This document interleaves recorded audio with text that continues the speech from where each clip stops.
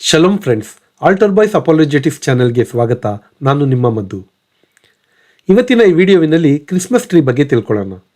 ಈ Christmas tree ಅಂದರೆ ಏನು, ಇದನ್ನು ಯಾಕೆ ಇಡ್ತಾರೆ, ಇದಕ್ಕೆ ಬೈಬಲ್ನಲ್ಲಿ ಎಲ್ಲರೂ ಆಧಾರ ಇದೆಯಾ ಅಥವಾ ಇದು ವಿಗ್ರಹ ಆರಾಧನೆಯಾ, ಇದನ್ನು ಇಡೋದ್ರಿಂದ ಏನು ಪ್ರಯೋಜನ, ಇದರಿಂದ ಇತರರಿಗೆ ನಾವು ಯಾವ ಸಂದೇಶವನ್ನು ಕೊಡ್ತೇವೆ, ಈ ಎಲ್ಲ ಪ್ರಶ್ನೆಗಳಿಗೆ ಉತ್ತರನ ಇವತ್ತಿನ ಈ ವಿಡಿಯೋವಿನಲ್ಲಿ ತಿಳ್ಕೊಳ್ಳೋಣ.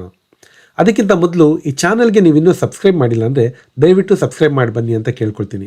ಯಾಕೆಂದರೆ ಈ ಹಿಂದೆ ಇದೇ ಹೆಸರಿನಲ್ಲಿ ಮಾಡಿದ ಚಾನಲ್ ಡಿಲೀಟ್ ಆಗಿದೆ, ನೀವು ಮಾಡಿ ಸಬ್ಸ್ಕ್ರಿಪ್ಷನ್ ಎಲ್ಲ ಹೋಗಿದೆ. ಹಾಗಾಗಿ ನೀವು ಮತ್ತೆ ಈ ಚಾನಲ್ಗೆ ಸಬ್ಸ್ಕ್ರೈಬ್ ಮಾಡಿ ನನಗೆ ಸಪೋರ್ಟ್ ಮಾಡಬೇಕಂತ ಕೇಳ್ಕೊಳ್ತೀನಿ. ಬನ್ನಿ ಈಗ ವಿಡಿಯೋ ಒಳಗೆ ಹೋಗೋಣ.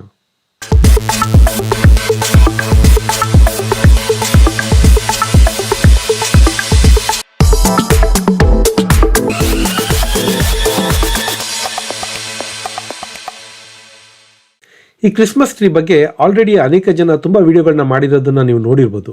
ಆದರೆ ಅವರೆಲ್ಲರೂ ಇದೊಂದು ವಿಗ್ರಹಾರಾಧನೆ, ಅನ್ಯ ಜನರ ಆಚರಣೆ ಅಂತ ಹೇಳಿದ್ದಾರೆ. ಆದರೆ ಕೆಲವರು ಮಾತ್ರ ಇದನ್ನು ಸರಿಯಾಗಿ ಹೇಳಿದ್ದಾರೆ. ಸೊ ಈ ಕ್ರಿಸ್ಮಸ್ ಟ್ರೀ ಏನು ಅನ್ನೋದಕ್ಕೆ ಸಿಂಪಲ್ ಆಗಿ ಉತ್ತರ ಹೇಳೋದಾದರೆ, ಏದೇನು ತೋಟದಲ್ಲಿ ಜೀವವೃಕ್ಷ ಅಂತ ಒಂದು ಮರ ಇರುತ್ತಲ್ಲ, ಆ ಮರದ ಒಂದು ಸಂಕೇತ ಅಷ್ಟೆ. ಆದರೆ ನಾವು ಯಾಕೆ ಅದನ್ನು ಇವಾಗ ಇಡಬೇಕು, ಇದರ ಹಿಂದೆ ಇರುವ ರಹಸ್ಯಗಳೇನು, ಇಂಥ ಎಲ್ಲ ಪ್ರಶ್ನೆಗಳಿಗೆ ಉತ್ತರ ತಿಳ್ಕೊಬೇಕಂದ್ರೆ ಆದಿಕಾಂಡದ 2ನೇ ಅಧ್ಯಾಯ ಮತ್ತು 3ನೇ ಅಧ್ಯಾಯನ ನಾವು ಗಮನ ಕೊಟ್ಟು ಓದಿ ತಿಳ್ಕೊಬೇಕು. ಈ ಕ್ರಿಸ್ಮಸ್ ಟ್ರೀ ಇಡುವ ಸಂಪ್ರದಾಯ ಮೊದಲು ಬಂದಿದ್ದು ಕಥೋಲಿಕ ಸಭೆಯಲ್ಲಿ. ನಂತರ ಇದರ ನಿಜವಾದ ಅರ್ಥ ತಿಳ್ಕೊಂಡ ಪ್ರೊಟೆಸ್ಟೆಂಟ್ ಸಭೆಯ ಅನೇಕ ಸಭೆಗಳಲ್ಲಿ ಕೆಲವು ಸಭೆಯವರು ಈ ಸಂಪ್ರದಾಯನ ಫಾಲೋ ಮಾಡಿದ್ರು. ಸೊ ಹಾಗಾಗಿ ಪ್ರೊಟೆಸ್ಟೆಂಟ್ಗಳಲ್ಲಿ ಸಾವಿರಾರು ಸಭೆಗಳಿದ್ರು, ಕೆಲವರು ಮಾತ್ರ ಈ ಸಂಪ್ರದಾಯನ ಫಾಲೋ ಮಾಡ್ತಾರೆ. ಇನ್ನು ಉಳಿದ ಸಭೆಗಳೆಲ್ಲರೂ ಇದು ಒಂದು ವಿಗ್ರಹಾರಾಧನೆ, ಅನ್ಯ ಜನರ ಆಚರಣೆ ಅಂತ ನಮ್ಮನ್ನು ಆಪಾದನೆ ಮಾಡ್ತಾರೆ. ಫಸ್ಟ್ ಆಫ್ ಆಲ್, ಅಂಥವರಿಗೆ ವಿಗ್ರಹಾರಾಧನೆ ಅಂದರೆ ಏನು ಅಂತಲೇ ಗೊತ್ತಿಲ್ಲ. ಒಂದು ವಸ್ತುವಿನೊಳಗೆ ದೈವತ್ವ ಇದೆ ಅಂತ ನಂಬಿ ಅದನ್ನು ಆರಾಧಿಸಿದರೆ ಮಾತ್ರ ಅದು ವಿಗ್ರಹಾರಾಧನೆ ಆಗುತ್ತೆ. ಆದರೆ ನಾವು ಯಾರು ಈ ಕ್ರಿಸ್ಮಸ್ ಟ್ರೀ ಒಳಗೆ ದೇವರಿದ್ದಾರೆ, ದೈವತ್ವ ಇದೆ ಅಥವಾ ಸಂತರಿದ್ದಾರೆ ಅಂತ ಯಾವುದೇ ನಂಬಿಕೆ ಇಟ್ಟಿಲ್ಲ. ಹಾಗಾಗಿ ಇದು ವಿಗ್ರಹ ಆರಾಧನೆ ಅಲ್ಲ. ಈ ವಿಗ್ರಹ ಆರಾಧನೆ ಬಗ್ಗೆ ಹೆಚ್ಚು ವಿವರ ಕೊಡಕ್ಕೆ ಹೋದ್ರೆ ಈ ವಿಡಿಯೋ ದೊಡ್ಡದಾಗೋಗುತ್ತೆ. ಸೊ ವಿಗ್ರಹ ಆರಾಧನೆ ಅಂದರೆ ಏನು, ಬೈಬಲ್ ಪ್ರಕಾರ ವಿಗ್ರಹಕ್ಕೂ ಸ್ಮಾರಕ ಪ್ರತಿಮೆಗೂ ಇರುವ ವ್ಯತ್ಯಾಸ ಏನು, ಇಂಥ ಎಲ್ಲ ಪ್ರಶ್ನೆಗಳಿಗೆ ವಿವರಿಸಿರುವ ಬೇರೆ ಒಂದು ವಿಡಿಯೋ ಇದೆ. ಆ ವಿಡಿಯೋದ ಲಿಂಕ್ ನ ಈ ವಿಡಿಯೋದ ಡಿಸ್ಕ್ರಿಪ್ಷನ್ ಬಾಕ್ಸ್ ಅಲ್ಲಿ ಕೊಟ್ಟಿರ್ತೀನಿ. ಮತ್ತೆ ಈ ವಿಡಿಯೋವಿನ ಕೊನೆಗೂ ಕೂಡ ಆ ವಿಡಿಯೋ ನಿಮಗೆ ಕಾಣುವಂತೆ ನಾನು ಹಾಕಿರ್ತೀನಿ. ದಯವಿಟ್ಟು ಅದನ್ನು ನಿಮಗೆ ಟೈಮ್ ಇದ್ದಾಗ ನೋಡಿ. ಓಕೆ, ಈಗ ಕ್ರಿಸ್ಮಸ್ ಟ್ರೀ ಅಂದ್ರೆ ಏದೇನ್ ತೋಟದಲ್ಲಿದ್ದ ಜೀವವೃಕ್ಷ ಅಂತ ಗೊತ್ತಾಯ್ತು. ಈಗ ಅದಕ್ಕೂ ಇದಕ್ಕೂ ಏನ್ ಸಂಬಂಧ ಅಂತ ತಿಳ್ಕೊಳ್ಳೋಣ. ನಮ್ಮೆಲ್ಲರಿಗೂ ಏದೇನ್ ತೋಟದಲ್ಲಿ ಏನಾಯ್ತು ಅಂತ ಚೆನ್ನಾಗಿ ಗೊತ್ತು. ಆದ್ರೂ ಅದರಲ್ಲಿರುವ ಜೀವವೃಕ್ಷದ ಬಗ್ಗೆ ಫೋಕಸ್ ಮಾಡಿ ಮತ್ತೆ ಆ ಕಥನ ಇನ್ನೊಂದ್ಸರಿ ನೋಡೋಣ. ದೇವರು ಏದೇನ್ ತೋಟ ಮಾಡಿ ಅಲ್ಲಿ ಆದಾಮನ ಮತ್ತೆ ಏವಾಳನ್ನ ಬಿಡ್ತಾರೆ. ಅಲ್ಲಿರುವ ಎಲ್ಲಾ ಮರದ ಹಣ್ಣುಗಳನ್ನು ತಿನ್ನಕ್ಕೆ ಹೇಳ್ತಾರೆ. ಆದರೆ ತೋಟದ ಮಧ್ಯದಲ್ಲಿ 2 ಮರ ಇರುತ್ತೆ. ಒಂದು ಒಳಿತು ಕೆಡುಕಿನ ಅರಿವನ್ನು ಕೊಡುವ ಮರ, ಇನ್ನೊಂದು ಜೀವವೃಕ್ಷ ಅಥವಾ ಜೀವ ಕೊಡುವ ಮರ. ದೇವರು ಆ ತೋಟದಲ್ಲಿರುವ ಎಲ್ಲಾ ಮರದ ಹಣ್ಣನ್ನು ತಿನ್ನಕ್ಕೆ ಹೇಳ್ತಾರೆ, ಆ ಜೀವವೃಕ್ಷದ ಹಣ್ಣನ್ನು ತಿನ್ನಕ್ಕೆ ಹೇಳ್ತಾರೆ. ಆದರೆ ಅದು ಪಕ್ಕದಲ್ಲಿದ್ದ ಒಳಿತು ಕೆಡುಕಿನ ಅರಿವನ್ನು ಕೊಡುವ ಮರದ ಹಣ್ಣನ್ನು ಮಾತ್ರ ತಿನ್ನಬಾರ್ದು ಅಂತ ಹೇಳ್ತಾರೆ. ಮತ್ತೆ ಆ ಹಣ್ಣನ್ನ ತಿಂದ್ರೆ ಅವರು ಸಾಯ್ತಾರೆ ಅಂತ ಹೇಳ್ತಾರೆ. ಆದ್ರೆ ಸೈತಾನ ಬಂದ್ಬಿಟ್ಟು ಅವರಿಗೆ ಆ ಹಣ್ಣನ್ನ ತಿನ್ನಂಗ್ ಮಾಡುತ್ತೆ. ಮತ್ತೆ ಅವ್ರಿಗೆ ಹೇಳುತ್ತೆ, ಇದನ್ನ ತಿಂದ್ರೆ ನೀವು ಸಾಯಲ್ಲ ಅಂತ. ಅದೇ ರೀತಿ ಅವ್ರು ತಿಂದ್ಮೇಲೆ ಅವ್ರು ಸಾಯ್ಲಿಲ್ಲ. ಹಾಗಾದ್ರೆ ಸೈತಾನ ಹೇಳಿದ್ ನಿಜಾನಾ? ಖಂಡಿತ ಅಲ್ಲ. ದೇವರು ಯಾವಾಗೆಲ್ಲ ಜೀವ ಮತ್ತು ಮರಣ ಬಗ್ಗೆ ಮಾತಾಡ್ತಾರೆ, ಅದು ನಿತ್ಯ ಜೀವ ಮತ್ತು ನಿತ್ಯ ಮರಣದ ಬಗ್ಗೆ ಮಾತಾಡಿರ್ತಾರೆ. ಆದರೆ ಸೈತಾನ ಅವರಿಗೆ ಲೌಕಿಕ ಮರಣ ಬಗ್ಗೆ ಹೇಳುತ್ತೆ. ಈ ಹಣ್ಣನ್ನು ತಿಂದ್ರೆ ನೀವು ಸಾಯಲ್ಲ ಅಂತ ಹೇಳುತ್ತೆ. ಅದೇ ರೀತಿ ಅವರು ಅವತ್ತು ಸಾಯಲ್ಲ, ಆದ್ರೆ ಆತ್ಮಿಕವಾಗಿ ಅವರು ಸ್ವರ್ಗನ ಕಳ್ಕೊಂಡಿರ್ತಾರೆ. ಅಂದ್ರೆ ನಿತ್ಯ ಜೀವನ ಕಳ್ಕೊಂಡಿರ್ತಾರೆ, ನಿತ್ಯ ಮರಣನ ಪಡ್ಕೊಂಡಿರ್ತಾರೆ. ಅದನ್ನ ಸೈತಾನ ಹೇಳಿದೆ ಅವರನ್ನ ವಂಚಿಸ್ಬಿಟ್ಟು ಆ ಹಣ್ಣನ್ನ ತಿನ್ನಂಗ್ ಮಾಡುತ್ತೆ. ಇದು ನಮ್ಮ ಎಲ್ಲರಿಗೂ ಗೊತ್ತು. ಸೊ ದೇವರು ಆ ಹಣ್ಣನ್ನ ತಿಂದ್ರೆ ಸಾಯ್ತೀರಾ ಅಂತ ಹೇಳಿದ್ರ ಅರ್ಥ ಅವರು ನಿತ್ಯ ಮರಣವನ್ನ ಹೊಂದ್ತಾರೆ ಅಂತ, ಅಂದ್ರೆ ನಿತ್ಯ ಜೀವನ ಕಳ್ಕೊಳ್ತಾರೆ ಅಂತ ಅರ್ಥ. ಸೊ ಇದಾದ್ಮೇಲೆ ದೇವರು ಬರ್ತಾರೆ. ದೇವರಿಗೆ ಇದೆಲ್ಲ ಗೊತ್ತಿರುತ್ತೆ. ಆದಾಮ ಏವ ಈ ರೀತಿ ಹಣ್ಣನ್ನ ತಿನ್ಬಿಟ್ಟಿದ್ದಾರೆ, ಅವರಿಗೆ ನಾಚಿಕೆ ಆಯ್ತು, ಅವರು ಹೋಗಿ ಅಲ್ಲಿ ಮರ ಹಿಂದೆ ಬಚ್ಚಿಟ್ಕೊಂಡಿದ್ದಾರೆ ಅಂತ ದೇವರಿಗೆಲ್ಲ ಗೊತ್ತಿರುತ್ತೆ. ಆದರೂ ಬಂದು ಆದಾಮನ ಹತ್ರ ನೀನು ಎಲ್ಲಿದ್ಯಾ ಅಂತ ಕೇಳ್ತಾರೆ. ಯಾಕೆ ಅಂದ್ರೆ ಅವನಿಗೆ ಪಾಪ ನಿವೇದನೆ ಮಾಡೋ ಅವಕಾಶ ಕೊಟ್ಟು ಅವನ ಪಾಪನ ಕ್ಷಮಿಸ್ಬಿಟ್ಟು ಅಲ್ಲಿ ಜೀವವೃಕ್ಷ ಇತ್ತಲ್ಲ ಆ ಮರದ ಹಣ್ಣನ್ನ ಕೊಟ್ಬಿಟ್ಟು ಮತ್ತೆ ಅವನಿಗೆ ನಿತ್ಯ ಜೀವ ಸಿಗ್ಬೇಕು ಅಂತ ದೇವ್ರು ಪ್ಲಾನ್ ಮಾಡಿರ್ತಾರೆ. ಅದಕ್ಕೋಸ್ಕರನೇ ಅವನ ಹತ್ರ ಬಂದು ಪ್ರಶ್ನೆ ಕೇಳ್ತಾರೆ, ಆದಾಮ ನೀನ್ ಎಲ್ಲಿದ್ಯಾ ಅಂತ. ಆದ್ರೆ ಅವನು ಅಲ್ಲಿ ಪಾಪ ನಿವೇದನೆ ಮಾಡಲ್ಲ, ಪಶ್ಚಾತ್ತಾಪ ಪಡಲ್ಲ. ಅವನೇನಂತಾನೆ, ನಾನು ಇಲ್ಲಿ ಬಚ್ಚಿಟ್ಕೊಂಡಿದ್ದೀನಿ ಅಂತಾನೆ. ದೇವ್ರು ಅವನಿಗೆ ಇನ್ನೊಂದು ಚಾನ್ಸ್ ಕೊಡ್ತಾರೆ. ಯಾಕೆ ಬಚ್ಚಿಟ್ಕೊಂಡಿದ್ಯಾ, ನಾನು ತಿನ್ಬೇಡ ಅಂತ ಹೇಳಿದ ಹಣ್ಣು ತಿನ್ಬಿಟ್ಟ ಅಂತ ಕೇಳ್ತಾರೆ. ಆದ್ರೆ ಅವನು ಅವಾಗ್ಲೂ ಪಾಪ ನಿವೇದನೆ ಮಾಡಲ್ಲ. ಅವನೇನಂತಾನೆ, ನೀವು ಕೊಟ್ರಲ್ಲ ಆ ಸ್ತ್ರೀ ನನಗೆ ತಿನ್ನಂಗ್ ಮಾಡಿದ್ಲು ಅಂತ ಹೇಳ್ತಾನೆ. ಆದಮ್ಮ ಅಂತೂ ಪಾಪ ನಿವೇದನೆ ಮಾಡಿಲ್ಲ, ಅಟ್ಲೀಸ್ಟ್ ಏವಳಾದ್ರೂ ಮಾಡ್ತಾಳ ಅಂತ ಅವಳ ಹತ್ರ ಕೇಳ್ತಾರೆ. ಆಗ ಅವಳು ಏನ್ ಮಾಡ್ತಾಳೆ, ಸೈತಾನನ ಮೇಲೆ ಅಪರಾಧ ಹೊರಿಸ್ತಾಳೆ. ಸೊ ಹೀಗಾಗಿ ಇವರಿಬ್ರು ಕೂಡ ಪಾಪ ನಿವೇದನೆ ಮಾಡೋದೇ ಇಲ್ಲ. ಹಾಗಾಗಿ ದೇವರು ಅವ್ರ ಪಾಪ ಕ್ಷಮಿಸಕ್ಕಾಗಲ್ಲ, ಅದ್ರ ಬದಲು ಕೋಪ ಮಾಡ್ಕೊಳ್ತಾರೆ. ಆದಾಮನಿಗೂ ಏವಳಿಗೂ ಸೈತಾನನಿಗೂ ಶಾಪ ಹಾಕ್ಬಿಟ್ಟು ಆ ತೋಟದಿಂದ ಓಡಿಸ್ತಾರೆ. ಆದರೆ ಭವಿಷ್ಯದಲ್ಲಿ ಪಾಪನೇ ಮಾಡದಿರುವಂಥ ಬೇರೊಂದು ಸ್ತ್ರೀ ಮತ್ತು ಅವಳ ಸಂತಾನ, ಅವರಿಬ್ಬರು ಸೈತಾನನ ಸಂತಾನವಾದ ಪಾಪನ ದ್ವೇಷಿಸ್ತಾರೆ, ಮತ್ತು ಆ ಸ್ತ್ರೀಯ ಸಂತಾನ ಆ ಸೈತಾನನ ತಲೆನ ಜಜ್ಜುತ್ತೆ ಅಂತ ಒಂದು ಭವಿಷ್ಯ ನುಡಿತಾರೆ. ಇದಾದ್ಮೇಲೆ ಅವ್ರನ್ನ ತೋಟದಿಂದ ಹೊರಗಡೆ ಕಳಿಸ್ಬಿಡ್ತಾರೆ. ಆದರೆ ಇಲ್ಲಿ ಗಮನಿಸಬೇಕಾದ ವಿಷಯ ಏನಂದ್ರೆ, ಆದಾಮ ಏವ ಪಾಪ ಮಾಡಿಬಿಟ್ಟಿದ್ದಾರೆ. ಸೊ ಅವರು ಅಯೋಗ್ಯವಾಗಿ ಆ ಜೀವ ವೃಕ್ಷದ ಫಲನ ತಿನ್ನಂಗಿಲ್ಲ.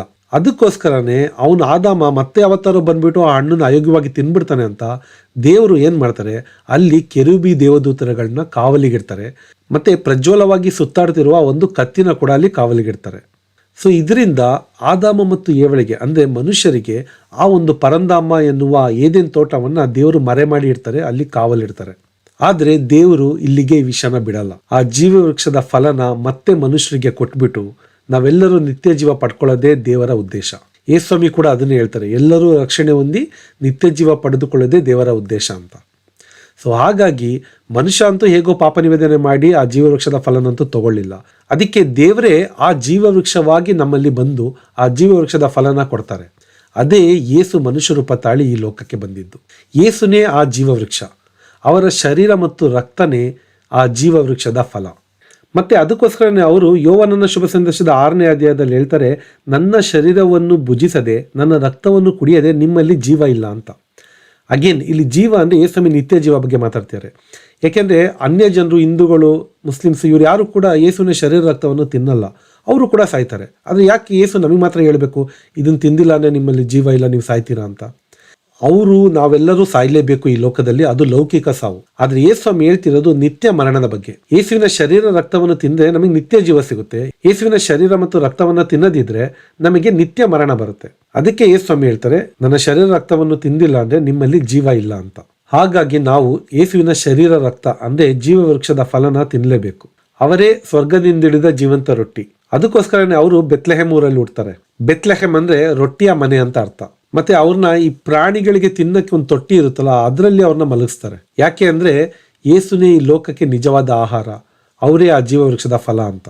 ಆದರೆ ಮತ್ತೆ ಈ ಶರೀರ ರಕ್ತನ ಅಥವಾ ಈ ಜೀವವೃಕ್ಷದ ಫಲನ ನಾವು ತಿನ್ಬೇಕಂದ್ರೆ ನಾವು ಯೋಗ್ಯರಾಗಿರ್ಬೇಕು, ಪಾಪ ಮುಕ್ತರಾಗಿರ್ಬೇಕು, ಪವಿತ್ರರಾಗಿರ್ಬೇಕು. ಅದಕ್ಕೋಸ್ಕರನೇ ದೇವರು ಈ ಜೀವವೃಕ್ಷನ ಕಳಿಸಕ್ಕಿಂತ ಮೊದಲು, ಅಂದ್ರೆ ಯೇಸು ಸ್ವಾಮಿಯನ್ನ ಕಳಿಸಕ್ಕಿಂತ ಮೊದಲು ಯೋವನನ್ನು ಕಳಿಸ್ತಾರೆ. ಯೋವನ ಬಂದ್ಬಿಟ್ಟು ನಮ್ಮನ್ನೆಲ್ಲರನ್ನು ಸಿದ್ಧತೆ ಮಾಡ್ತಾರೆ ಈ ಒಂದು ಜೀವವೃಕ್ಷದ ಫಲ ತಗೊಳಕ್ಕೆ. ಅದಕ್ಕೆ ಯೋವನ ಏನಂತಾನೆ, ಎಲ್ಲರೂ ಪಶ್ಚಾತ್ತಾಪ ಪಟ್ಟು ಪಾಪಕ್ಕೆ ವಿಮುಖರಾಗಿರಿ, ದೇವರಿಗೆ ಅಭಿಮುಖರಾಗಿರಿ, ಮತ್ತೆ ಸ್ನಾನದೀಕ್ಷೆ ತಗೊಂಡು ಪವಿತ್ರರಾಗಿರಿ ಅಂತ. ಸೊ ಈ ರೀತಿ ನಾವು ಪವಿತ್ರರಾದ್ಮೇಲೆ ಯೇಸ್ವಾಮಿ ಬರೋದು, ಅವರ ಬಾಹ್ಯ ಜೀವನವನ್ನು ಸ್ಟಾರ್ಟ್ ಮಾಡ್ತಾರೆ. ಕೊನೆಗೆ ಅವರು ಬಲಿಯಾಗಿ ಅವರ ಶರೀರ ಮತ್ತು ರಕ್ತನ ನಮಗೆ ಆಹಾರವಾಗಿ ಕೊಡ್ತಾರೆ. ಇಲ್ಲಿ ಇನ್ನೊಂದು ವಿಷಯನ ನಾವು ಗಮನಿಸಬೇಕು. ಅದೇನಂದ್ರೆ, ಆದಾಮ ಮತ್ತು ಏವ ಪಾಪ ಮಾಡಿದಾಗ ಅಲ್ಲಿ ಅವರ ಕಣ್ಣು ತೆರೆಯಿತು ಅಂತ ಬರ್ದಿದೆ. ಹಂಗಂದ್ರೆ ಅವರು ಅಷ್ಟೋ ತನಕ ಕಣ್ಣು ಮುಚ್ಕೊಂಡಿದ್ರು ಅಂತನಾ? ಖಂಡಿತ ಇಲ್ಲ, ಅವ್ರ ಕಣ್ಣು ತೆರೆದಿತ್ತು. ಆದ್ರೆ ಈ ಹಣ್ಣು ತಿಂದಾಗ ಕಣ್ಣು ತೆರೀತು ಅಂದ್ರೆ ಏನ್ ಅರ್ಥ ಅಂದ್ರೆ, ಅವರ ಆತ್ಮಿಕ ಅಂದ್ರೆ ಸ್ವರ್ಗೀಯ ಕಣ್ಣು ಮುಚ್ಚಿ ಲೌಕಿಕ ಕಣ್ಣು ತೆರೆಯಿತು ಅಂತ ಅರ್ಥ. ಆದಾಮ ಏವಳ ಆ ಪಾಪ ಎಲ್ಲ ಮನುಷ್ಯರಲ್ಲೂ ಇರುತ್ತೆ. ಸೊ ನಾವು ಕೂಡ ಆ ಆತ್ಮಿಕ ಕಣ್ಣನ್ನ ಕಳ್ಕೊಂಡಿರ್ತೀವಿ. ಆದರೆ ನಾವು ಪಶ್ಚಾತ್ತಾಪ ಪಟ್ಟು ಪಾಪ ನಿವೇದನೆ ಮಾಡಿ ಜ್ಞಾನಸ್ಥಾನ ತಗೊಂಡು ನಮ್ಮನ್ನೇ ಶುದ್ಧರಾಗಿ ಮಾಡಿಕೊಂಡು ಯೋಗ್ಯರಾಗಿ ಮಾಡಿಕೊಂಡು ಪರಮಪ್ರಸಾದ ಅಂದ್ರೆ ಯೇಸುವಿನ ಶರೀರ ರಕ್ತವನ್ನ ಸ್ವೀಕರಿಸಿದ್ರೆ ಮತ್ತೆ ಆ ಆತ್ಮಿಕ ಕಣ್ಣು, ಆ ಸ್ವರ್ಗೀಯ ಕಣ್ಣು ನಮಗೆ ತೆರೆಯುತ್ತೆ. ಅದನ್ನೇ ಲೂಕನ ಶುಭ ಸಂದೇಶ 24ನೇ ಅಧ್ಯಾಯದಲ್ಲಿ ನಾವು ನೋಡ್ಬೋದು. ಅಲ್ಲಿ ಎಮ್ಮಾವುಸ್ ಎಂಬ ಗ್ರಾಮದಲ್ಲಿ ಇಬ್ರು ವ್ಯಕ್ತಿಗಳು ಹೋಗ್ತಾ ಇರ್ತಾರೆ. ಯೇಸ್ವಾಮಿ ಯಾರೋ ಅಪರಿಚಿತರಂತೆ, ಯಾವುದೋ ಒಂದು ಪ್ರಯಾಣ ಮಾಡುವರಂತೆ ಬಂದ್ಬಿಟ್ಟು ಅವ್ರ ಹತ್ರ ಮಾತಾಡ್ತಾರೆ. ಅವ್ರಿಗೆ ಗೊತ್ತಿರಲ್ಲ ಇವರೇ ಯೇಸ್ವಾಮಿ ಅಂತ. ನಂತರ ಯೇಸ್ವಾಮಿ ಅವರಿಗೆ ದೇವರ ವಾಕ್ಯಗಳನ್ನ ಬಿಡಿಸಿ ಹೇಳಿ, ಅದರಲ್ಲಿರುವ ಸಂಬಂಧಗಳನ್ನ, ಹಳೆ ಒಡಂಬಡಿಕೆಯಲ್ಲಿರುವ ವಾಕ್ಯಗಳು ಹೇಗೆ ಯೇಸ್ವಾಮಿ ನೆರವೇರ್ತು ಅಂತ ಎಲ್ಲದನ್ನು ತಿಳಿಸ್ಕೊಟ್ಟ ಮೇಲೆ ಅವರು ಯೇಸ್ವಾಮಿನ ನಮ್ಮ ಜೊತೆ ತಂಗಿರಿ ಅಂತ ಹೇಳ್ತಾರೆ. ಅದೇ ಯೇಸ್ವಾಮಿ ಅವಾಗ ನಿರಾಕರಿಸಲ್ಲ, ಅವ್ರ ಜೊತೆ ಹೋಗಿ ತಂಗ್ತಾರೆ. ಆಮೇಲೆ ಅಲ್ಲಿ ಯೇಸ್ವಾಮಿ ಮತ್ತೆ ಅವರಿಗೆ ಪರಮಪ್ರಸಾದನ ಕೊಡ್ತಾನೆ, ಅಂದ್ರೆ ಅವರ ಶರೀರ ಮತ್ತು ರಕ್ತನ ಕೊಡ್ತಾರೆ. ಆ ಶರೀರ ಮತ್ತು ರಕ್ತನ ಅವರಿಬ್ರು ಸ್ವೀಕರಿಸಿದ ತಡ ಅವರ ಕಣ್ಣು ತೆರೆಯಿತು ಅಂತ ಅಲ್ಲಿ ಬರ್ದಿದೆ. ನೋಡಿ, ಇಡೀ ಬೈಬಲ್ ಅಲ್ಲಿ ಈ ಕಣ್ಣು ತೆರೆಯಿತು ಅಂತ 2 ಸಲ ಬರ್ದಿದೆ.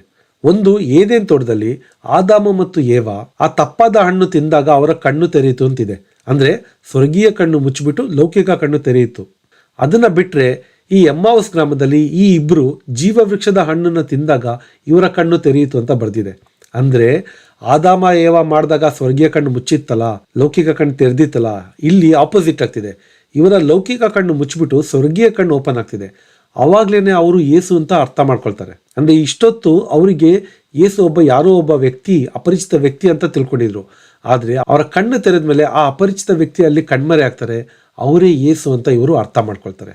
ಈಗ ಯೇಸು ಅಲ್ಲಿ ಕಾಣಲ್ಲ, ಇವರು ಆ ಶರೀರ ರಕ್ತನ ತಗೊಂಡಿದ್ದೆ ಅಲ್ಲಿ ಯೇಸುಸ್ವಾಮಿ ಅದೃಶ್ಯರಾದ್ರು. ಹಂಗಂದ್ರೆ ಅವರು ಆ ಜಾಗ ಬಿಟ್ಟು ಎಲ್ಲೋ ಹೋದ್ರು ಅಂತಲ್ಲ, ಯಾಕೆಂದ್ರೆ ಅವರು ಆಲ್ರೆಡಿ ಇವರು ನಮ್ಮ ಜೊತೆ ಬಂದು ತಂಗಿ ಅಂದಾಗ ಒಪ್ಕೊಂಡು ಬಂದಿದ್ದಾರೆ. ಹಂಗ್ ಬಂದ್ಮೇಲೆ ಯೇಸುಸ್ವಾಮಿ ಆ ರೀತಿ ಬಿಟ್ಟೋಗಲ್ಲ. ಮತ್ತೆ ಅಲ್ಲಿ ಕಣ್ಮರೆ ಆದ್ರು ಅಂದ್ರೆ ಏನಂದ್ರೆ ಅಲ್ಲಿ ಯೇಸು ಆ ಅಪರಿಚಿತ ವ್ಯಕ್ತಿ ತರ ಇಲ್ಲ, ಬದಲಾಗಿ ಯೇಸು ಆ ಜೀವ ವೃಕ್ಷದ ಫಲ ಆಗಿ ಇವರ ಶರೀರದೊಳಗಿದ್ದಾರೆ. ಇವ್ರು ಯಾವಾಗ ಯೇಸುವಿನ ಶರೀರ ಮತ್ತು ರಕ್ತ ಸ್ವೀಕರಿಸಿದ್ರು, ಈಗ ಯೇಸು ಅವರೊಳಗಿದ್ದಾರೆ. ಅದಕ್ಕೆ ನೋಡಿ ಅವರಿಬ್ರು ಅಲ್ಲಿಂದ ಹೊರಟು 11 ಜನ ಅಪೊಸ್ತಲರನ್ನ ಭೇಟಿಯಾಗಕ್ಕೆ ಹೋಗ್ತಾರೆ. ಅಲ್ಲಿ ಹೋದ್ಮೇಲೆ ಅವ್ರಿಗೆ ಹೇಳ್ತಾರೆ, ನಡೆದಿದ್ದನ್ನೆಲ್ಲ ಹೇಳ್ಬಿಟ್ಟು ಯೇಸುವಿನ ಶರೀರ ರಕ್ತವನ್ನು ತಗೊಂಡಾಗ ಅವ್ರು ಗುರ್ತಿಡಿದ್ರು ಯೇಸು ಅಂತ ಅಲ್ಲಿ ಹೇಳ್ತಾರೆ. ಅವ್ರು ಈ ರೀತಿ ಮಾತಾಡ್ತಿರ್ಬೇಕಾರೆ ಯೇಸುಸ್ವಾಮಿಯಲ್ಲಿ ಸಡನ್ ಆಗಿ ಪ್ರತ್ಯಕ್ಷರಾಗ್ತಾರೆ. ಯೇಸುಸ್ವಾಮಿ ಯಾವ್ದು ಬಾಗ್ಲು ತೆಗೆದು ಬರಲಿಲ್ಲ, ಕಿಟಕಿಯಿಂದ ಬರಲಿಲ್ಲ, ಅಲ್ಲಿ ಸಡನ್ ಆಗಿ ಬರ್ತಾರೆ. ಯಾಕೆ ಅಂದ್ರೆ ಈ ಇಬ್ರು ಒಳಗೆ ಯೇಸು ಇದ್ರು. ಸೊ ಅವರಿಂದ ಹೊರಗಡೆ ಬಂದು ಅಲ್ಲಿ ಪ್ರತ್ಯಕ್ಷರಾಗಿ ಆ 11 ಜನಕ್ಕೂ ದರ್ಶನ ಕೊಡ್ತಾರೆ. ಸೊ ಹೀಗಾಗಿ ನಾವು ಯೇಸುವಿನ ಶರೀರ ಮತ್ತು ರಕ್ತನ ಯೋಗ್ಯವಾಗಿ ತಗೊಂಡ್ರೆ ಯೇಸುಸ್ವಾಮಿ ನಮ್ಮೊಳಗೆ ಬರ್ತಾರೆ, ಅಯೋಗ್ಯವಾಗಿ ತಗೊಂಡ್ರೆ ಸೈತಾನ ನಮ್ಮೊಳಗೆ ಬರ್ತಾನೆ. ಅದಕ್ಕೋಸ್ಕರನೇ ದೇವರು ಆದಾಮ ಏವಾಳಿಗೆ ಆ ಒಂದು ಜೀವ ವೃಕ್ಷದ ಫಲನ ಅವ್ರು ಅಯೋಗ್ಯರಾಗಿದ್ದಾಗ ಕೊಡ್ಲಿಲ್ಲ. ಅವ್ರು ಪಾಪ ನಿವೇದನೆ ಮಾಡಿದ್ರೆ ಕೊಡ್ತಾ ಇದ್ರು, ಆದ್ರೆ ಅವ್ರು ಅಯೋಗ್ಯರಾಗಿದ್ದಾಗ ಅವ್ರಿಗೆ ಕೊಡ್ಲಿಲ್ಲ. ಅವ್ರು ಮತ್ತೆ ಅದನ್ನ ತಗೊಳ್ಳೇಬಾರ್ದು ಅಂತ ಅಲ್ಲಿ ಕಾವಲಿಗೆ ದೇವದೂತನ ಮತ್ತೆ ಆ ಪ್ರಜ್ವಲಿಸುವ ಖಡ್ಗನ ಇಡ್ತಾರೆ. ಅದೇ ರೀತಿ ಯೂದ ಇಸ್ಕರಿಯೋತ ಅಯೋಗ್ಯವಾಗಿ ಯೇಸುವಿನ ಶರೀರ ರಕ್ತವನ್ನು ಸ್ವೀಕರಿಸಿದಾಗ ಅಲ್ಲಿ ಬರ್ದಿದೆ ಸೈತಾನ ಅವನೊಳಗೆ ಒಕ್ಕಿದ ಅಂತ. ಆ ರೀತಿ ಸೈತಾನ ಒಕ್ಕಿದ್ಮೇಲೆ ಏನ್ ಮಾಡ್ತಾನೆ, ಅವನಿಗೆ ಯೇಸುವಿನ ಗುರುದ್ರೋಹ ಮಾಡೋಂಗೆ ಮಾಡ್ತಾನೆ. ನಂತರ ಅವನು ಏನ್ ಮಾಡ್ತಾನೆ, ಅವನೋಗಿ ಸೂಸೈಡ್, ಆತ್ಮಹತ್ಯೆ ಮಾಡ್ಕೊಳಂಗೆ ಮಾಡ್ಬಿಡ್ತಾನೆ. ಸೊ ಅದಕ್ಕೋಸ್ಕರನೇ ಅಯೋಗ್ಯವಾಗಿ ಈ ಜೀವ ವೃಕ್ಷದ ಫಲನ, ಯೇಸುವಿನ ಶರೀರ ಮತ್ತು ರಕ್ತನ ನಾವು ತಗೊಳಂಗಿಲ್ಲ. ಇದನ್ನೇ ಪೌಲ ಕೂಡ ಹೇಳ್ತಾನೆ. ಪೌಲ ಕೊರಿಂಥರಿಗೆ ಬರೆದ ಮೊದಲನೇ ಪತ್ರ 11ನೇ ಅಧ್ಯಾಯದಲ್ಲಿ 27ರಿಂದ 30 ವಾಕ್ಯಗಳನ್ನ ನಾವು ನೋಡ್ಬೋದು. ಅಲ್ಲಿ ಪೌಲ ಹೇಳ್ತಾನೆ, ಅಯೋಗ್ಯವಾಗಿ ಯೇಸುವಿನ ಶರೀರ ಮತ್ತು ರಕ್ತನ ಸ್ವೀಕರಿಸಬೇಡಿ, ಇದರಿಂದನೇ ನಿಮ್ಮಲ್ಲಿ ಕೆಲವರು ದುರ್ಬಲರಾಗಿದ್ದೀರಾ, ಅಸ್ವಸ್ಥರಾಗಿದ್ದೀರಾ, ಮತ್ತೆ ಎಷ್ಟೋ ಜನ ಸತ್ತಿದ್ದೀರಾ ಅಂತ ಹೇಳ್ತಾನೆ. ಇಲ್ಲಿ ಗಮನಿಸಬೇಕಾದ ವಿಷಯ ಏನಂದ್ರೆ ಪೌಲ ಈ ರೀತಿ ಹೇಳ್ತಿರೋದು ವರ್ತಮಾನ ಕಾಲದಲ್ಲಿ. ಅಂದರೆ ನಿಮ್ಮಲ್ಲಿ, ಅಂದ್ರೆ ಅಲ್ಲಿ ಕೊರಿಂಥದಲ್ಲಿರುವ ಕ್ರಿಶ್ಚಿಯನ್ಸಿಗೆ ಹೇಳ್ತಾ ಇದ್ದಾನೆ, ನಿಮ್ಮಲ್ಲಿ ಕೆಲವರು ಸತ್ತಿದ್ದೀರಾ ಅಂತ. ಅಂದ್ರೆ ಸತ್ತೋಗಿದ್ದೀರಾ ಅಂತಲ್ಲ, ನಿಮ್ಮ ಅಪ್ಪ ಅಮ್ಮ ನಿಮ್ಮ ಫ್ರೆಂಡ್ಸ್ ಯಾರು ಸತ್ತೋಗಿದ್ದಾರೆ ಅಂತ ಹೇಳ್ತಿಲ್ಲ, ಅವರಿಗೆ ಹೇಳ್ತಾ ಇದ್ದಾನೆ ನಿಮ್ಮಲ್ಲಿ ಕೆಲವರು ಸತ್ತಿದ್ದೀರಾ ಅಂತ. ಯಾಕೆಂದ್ರೆ ನಿಮ್ಮಲ್ಲಿ ಕೆಲವರು ಅಯೋಗ್ಯವಾಗಿ ಅದನ್ನ ತಿಂತಾ ಇದ್ದೀರಾ. ಸೊ ಅವ್ರು ಬದುಕಿದ್ದಾಗ್ಲೂ ಸತ್ತಿದ್ದೀರಾ ಅಂತ ಯಾಕೆ ಹೇಳ್ತಾನೆ? ಅಗೇನ್ ಬೈಬಲಲ್ಲಿ ಜೀವ ಮತ್ತು ಮರಣ ಅಂತ ಮಾತು ಬಂದಾಗ ಅದೆಲ್ಲದೂ ಕೂಡ ನಿತ್ಯ ಜೀವ ಮತ್ತು ನಿತ್ಯ ಮರಣದ ಬಗ್ಗೆ. ಯಾಕೆಂದ್ರೆ ನೋಡಿ, ಎಷ್ಟೋ ಅನ್ಯ ಜನರು, ಹಿಂದೂಸ್, ಮುಸ್ಲಿಮ್ಸ್, ಇವರೆಲ್ಲರೂ ಯಾರು ಕೂಡ ಅಯೋಗ್ಯವಾಗಲಿ ಯೋಗ್ಯರಾಗಲಿ ಪರಮಪದವನ್ನು ತಗೊಳ್ಳೋದೇ ಇಲ್ಲ. ಅವರು ಕೂಡ ಅಸ್ವಸ್ಥರಾಗ್ತಾರೆ, ಅವರು ಕೂಡ ದುರ್ಬಲರಾಗ್ತಾರೆ, ಅವರು ಕೂಡ ಹಾಸ್ಪಿಟ್ಲಿಗೆ ಹೋಗ್ತಾರೆ, ಅವರು ಕೂಡ ಸತ್ತೋಗ್ತಾರೆ. ಸೊ ಇವ್ರಿಗೆ ಮಾತ್ರ ಏನು ಸ್ಪೆಷಲು? ಪೌಲ ಇವ್ರಿಗೆ ಮಾತ್ರ ಕೇಳ್ತೇನೆ, ನೀವು ಅಯೋಗ್ಯವಾಗಿ ತಿನ್ನೋದ್ರಿಂದ ನೀವು ದುರ್ಬಲರಾಗ್ತೀರಾ, ಸತ್ತೋಗ್ತೀರಾ ಅಂತ. ಹೇಗಿದ್ರು ದುರ್ಬಲರಾಗ್ತಾರೆ, ಹೇಗಿದ್ರು ಸತ್ತೋಗ್ತಾರೆ. ಸೊ ಪೌಲ ಇಲ್ಲಿ ಯಾಕೆ ಹೇಳ್ತಾನೆ ಅಂದರೆ ಇದು ನಿತ್ಯ ಜೀವ ಬಗ್ಗೆ ಹೇಳ್ತಾ ಇದ್ದಾನೆ. ಆತ್ಮಿಕವಾಗಿ ದುರ್ಬಲರಾಗೋದು, ಆತ್ಮಿಕರಾಗಿ ಅಸ್ವಸ್ಥರಾಗೋದು, ಆತ್ಮ ಕಳ್ಕೊಳ್ಳೋದು, ಅಂದರೆ ನಿತ್ಯ ಜೀವ ಕಳ್ಕೊಳ್ಳೋದು, ನಿತ್ಯ ಮರಣಕ್ಕೆ ಹೋಗೋದು, ನರ್ಕಕ್ಕೆ ಹೋಗೋದು ಅಂತ ಅವನು ಹೇಳ್ತಾ ಇದ್ದಾನೆ. ಸೊ ಅದಕ್ಕೋಸ್ಕರ ನಾವು ಯೋಗ್ಯರಾಗಿ ಪರಮಪ್ರಸಾದ ತಗೊಂಡ್ರೆ ನಮ್ಮಲ್ಲಿ ನಿತ್ಯ ಜೀವ ಇರುತ್ತೆ. ಇದನ್ನ ಹೇಳೋದಕ್ಕೋಸ್ಕರನೇ ಪೌಲ ಅಲ್ಲಿ ಬರೀತಿದ್ದಾನೆ.